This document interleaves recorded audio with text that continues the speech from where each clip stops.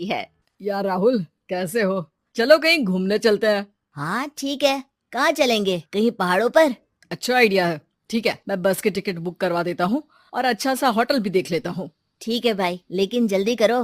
Life में इतना stress हो गया है कि कुछ दिन का रेस्ट तो बहुत जरूरी बन गया है। राज का शाम को फोन आता है राहुल के पास। राहुल, मैंने टिकट बुक करवा दिया है। आज शाम की ही बस है। जल्दी से सामान पैक कर लो। ठीक है, सामान तो मैंने पहले ही पैक कर लिया है। अब तो बस शाम का इंतजार है, जब हम बस पकड़ेंगे और निकल पड़ेंगे धर्मशाला की ओर। शाम को दोनों दोस्त बस स्टॉप पर मिलते हैं और फिर वहाँ से निकल पड़ते हैं शिमला की ओर। सुबह होते होते ये दोनों दोस्त शिमला पहुँच गए, जहाँ ये होटल पहुँचे और वहाँ से निकल पड़े पहाड़ों पर घूमने। राज, यहाँ पहाड़ों पर कितना सुकून है ना। दूर दूर तक सिर्फ और सिर्फ पहाड़ ही है, और घूमने आए लोग भी यहाँ कितनी मस्ती कर रहे हैं। हाँ भाई, ये तो है। चलो कुछ खा ले। दोनों एक रेस्टोरेंट पे पहुंच गए। वहां इनकी रेस्टोरेंट चलाने वाले लड़के से दोस्ती हो गई, जिसका नाम जितेंद्र था। जितेंद्र, तुम यहाँ कब से हो और रेस्टोरेंट खोलने का प्लान कैसे बनाया? अरे भाइयों, मैं तो यहीं का हूँ। बस बाहर कुछ साल के लिए गया था नौकरी करने, पर फिर लौट आया और अपने यहाँ ही रेस्टोरेंट खोल लिया। पिछले 6 साल से यहीं पर हूँ। अरे लेकिन जितेंद्र, एक बात तो बताओ, रेस्टोरेंट ही क्यों?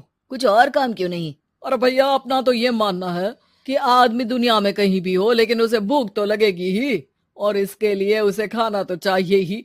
यानी ये धंधा कभी मंदा नहीं पड़ता, इसलिए ये काम शुरू किया था। लेकिन इस काम में क्या मुनाफा भी होता है या फिर बस ऐसे ही काम चल रहा है शौकियाना तौर पर?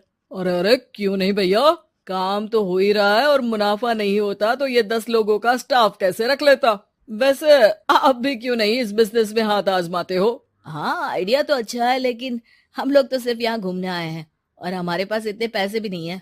और अब पैसों की चिंता क्यों करते हो? सिर्फ 5 लाख रुपए लगा कर भी आप काम शुरू कर सकते हो। अच्छा, वो कैसे? अरे, आप रेस्टोरेंट में मेरे पार्टनर बन जाइए। जो मुनाफा होगा वो आधा आधा बांट लेंगे। राज को ये सुनकर अच्छा तो लगा, लेकिन राहुल को इस ऑफर में कुछ दिक्कत लगी। उसने कोने में ले जाकर राज को समझाना शुरू किया। अरे राज, पागल मत बन। हम सिर्फ यहाँ घूमने आए हैं। ये ऑफर के चक्कर में क्यों पड़ रहे हो? कुछ काम शुरू ही करना होगा तो दिल्ली में शुरू करेंगे, यहाँ शिमला में क्यों? अरे बेवकूफ, दिल्ली में 5 लाख रुपए में कौन सा काम शुरू करेंगे? यहाँ शिमला में इतने कम पैसों में काम शुरू कर लेंगे और 1 साल में मुनाफा लेकर वापस भी चले जाएंगे। ओहो, अरे भाई, तुम्हें जो करना है करो, लेकिन मैं इस बिजनेस में तुम्हारा साथ नहीं दे सकता। याद रखो, हम यहाँ सिर्फ घूमने आए हैं, कोई बिजनेस करने नहीं। और इस जितेंद्र पर वैसे भी मुझे ज्यादा भरोसा नहीं हो रहा है। अरे तुम्हारी यही तो दिक्कत है, तुम्हें किसी पर भी भरोसा नहीं होता। लेकिन मुझे तो है। मुझे पता है कि इतने कम पैसों में मुझे जितेंद्र अपना बिजनेस पार्टनर बना रहा है। अरे लेकिन क्या गारंटी है कि पैसे लेने के बाद जितेंद्र तुम्हें बेवकूफ नहीं बनाएगा? अरे मुझे तो है। मैं कुछ नहीं जानता। मुझे सिर्फ ये पता है कि जितेंद्र मेरे बारे में ज्यादा ना जानते हुए भी मुझ पर कितना भरोसा कर रहा है। मुझे तो लग रहा है कि इसके पीछे उसकी मंशा ठीक नहीं है। बाकी तुम्हें जो ठीक लगे वो करो। मैं तो आज शाम की ही बस से वापस जा रहा हूँ। ठीक है, तुम चले जाओ, लेकिन याद रखना कि आज के बाद मुझसे कभी बात करने की कोशिश मत करना। राहुल गुस्से में वहां से चला जाता है। दूसरी ओर राज और जितेंद्र साथ में मिलकर काम करने लगे। राज ने अपने घर से 5 लाख रुपए ये कहकर लिए कि जल्द ही वो 2 गुने पैसे कमाकर 6 महीनों में लौटा देगा। कुछ दिनों बाद, भाई जितेंद्र, तुमने 5 लाख रुपए तो ले लिया है, लेकिन काम में बहुत तेजी नहीं दिख रही है। अरे भाई, काम में थोड़ा समय लगता है, चिंता मत करो यार। हाँ वो तो ठीक है, लेकिन मेरे पैसों का तो कुछ हिसाब दो। कहाँ लगाया तुमने?